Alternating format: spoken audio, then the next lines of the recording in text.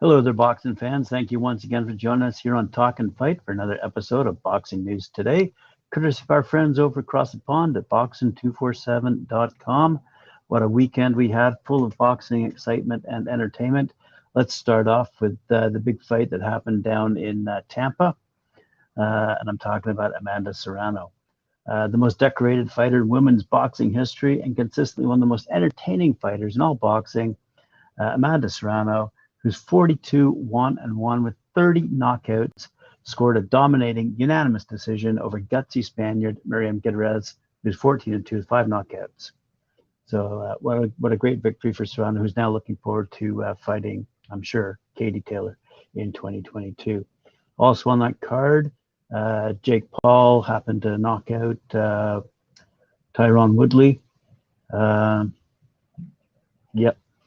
In other news, we saw on the Chisora and Joseph Parker fight. Joseph Parker went toe-to-toe all the distance for the WBO Intercontinental Heavyweight title. Joseph Parker defeated Derek Chisora. Parker is from New Zealand, Chisora from England. It was a great fight. It happened over in Manchester.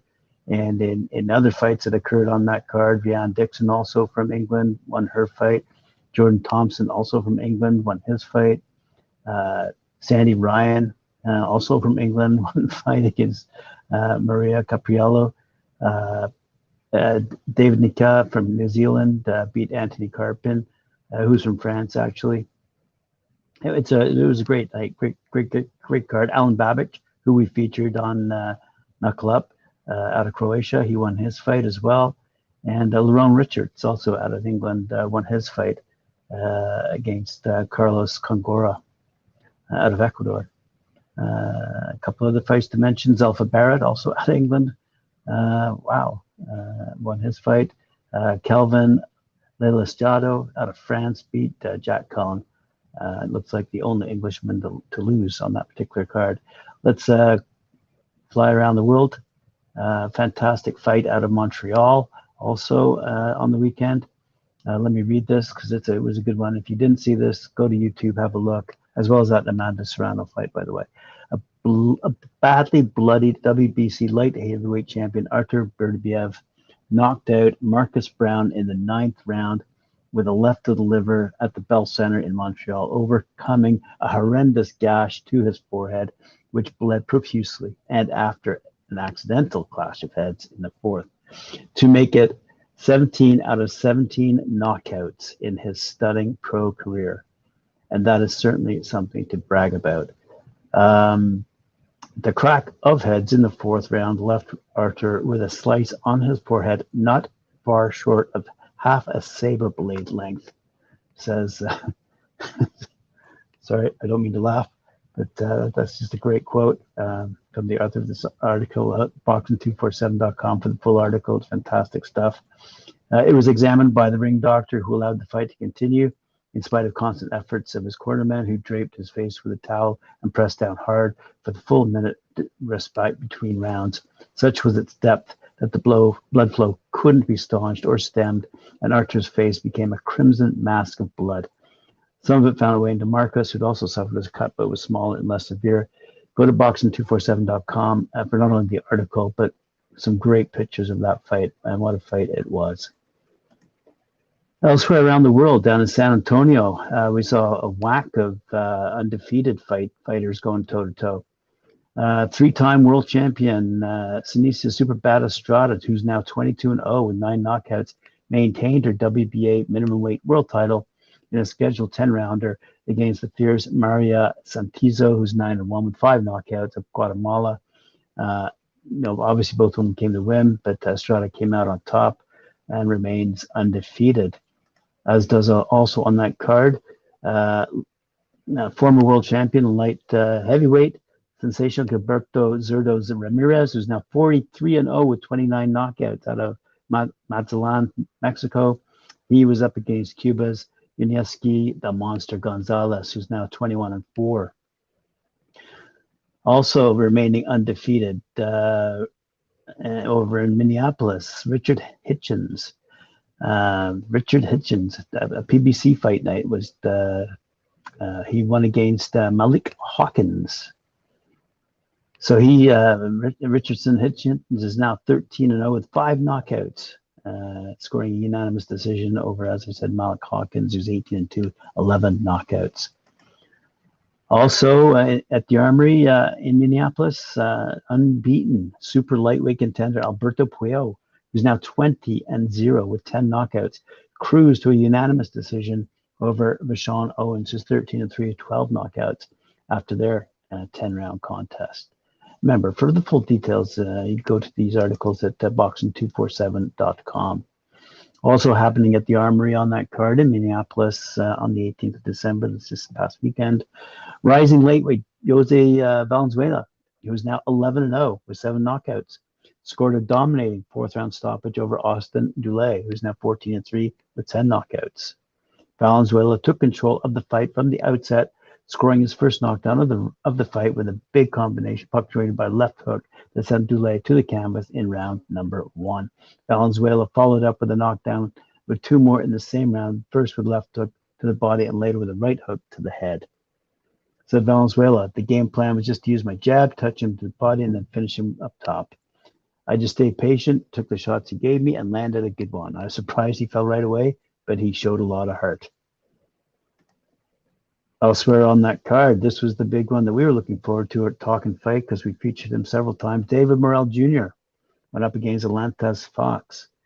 WBA super middleweight champion David Morrell Jr. delivered another knockout in front of his adopted hometown crowd as he stopped Alantez Fox in the 4th round of the Fox BBC Fight Night main event and on Fox Deportes Saturday night.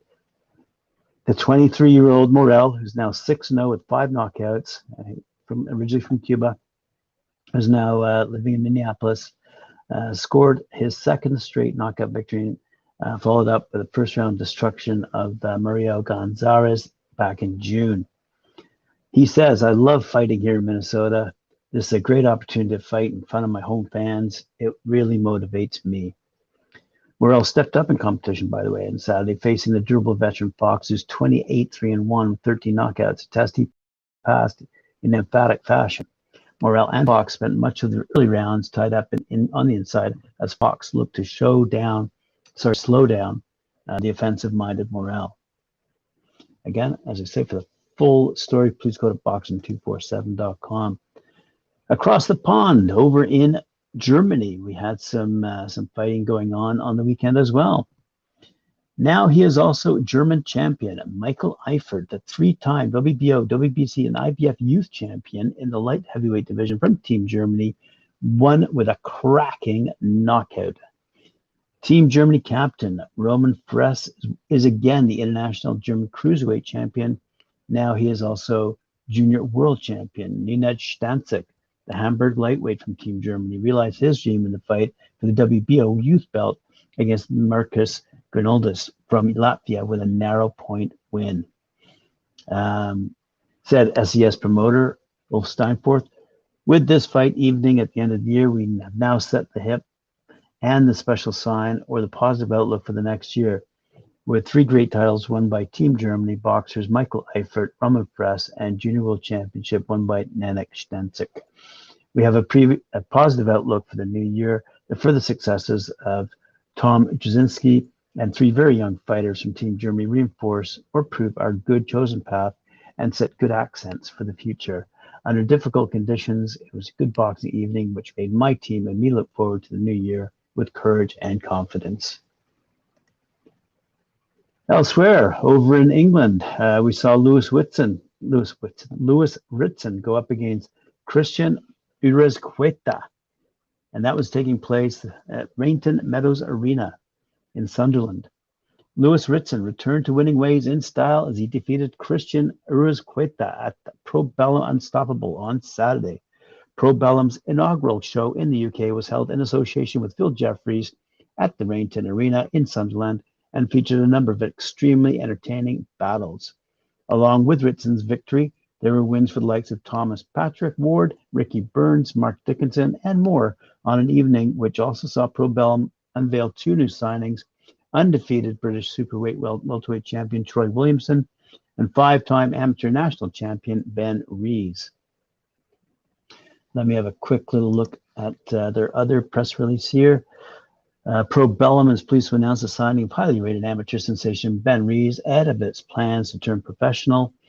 The Berkeley fighter has a glittering amateur career with his accolades including 5 national titles and a European bronze medal. He now joins the booming Northeast boxing scene, becoming the latest star from the region to sign with Probellum, following in the footsteps of fighters such as Lewis Ritson, Mark Dickinson, Pat McCormack, and Luke McCormack. And the other press release reads, Probellum is delighted to announce the signing of undefeated British super welterweight champion Troy Williamson. Williamson is 17-0-1 with 13 knockouts, is one of the best 154-pound fighter in the world, and proved his credentials when he knocked out Ted Cheeseman in Fight of the Year contender status in October to claim the British title.